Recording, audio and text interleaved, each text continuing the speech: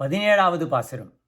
அம்பரமே தண்ணீரே சோரே அரஞ்செய்யும் எம்பெருமான் நந்தகோபாலா எழுந்திராய், கொம்பனார்க்கெல்லாம் கொழுந்தே குலவிளக்கே எம்பெருமாட்டி யசோதாய் அறிவுராய், அம்பரம் மூடறுத்து ஓங்கி உலகளந்த உம்பர்கோமானே உறங்காது எழுந்திராய், செம்பொற் கடலடிச் செல்வா பலதேவா உம்பியும் நீயும் உறங்கேலோர் எம்பாவாய்.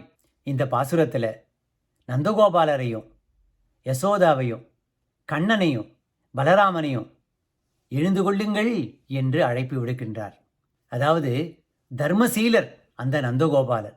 உணவு உடை எல்லாவற்றையும் மக்களுக்கு அணித்து இல்லாமையை போக்கக்கூடிய ஒரு தர்மசீலர், தர்ம நெறியோடு வாழ்பவர் அந்த நந்தகோபாலனே நீயும் எழுந்து கொள்வாயாக. கொடி போன்ற இடையை உடைய பெண்களுக்கு எல்லாம் தலைவியான கருணை உள்ளம் கொண்ட பிரகாசமான முகத்தை உடைய யசோதா பிராட்டியே நீயும் எழுந்து கொள்வாயாக.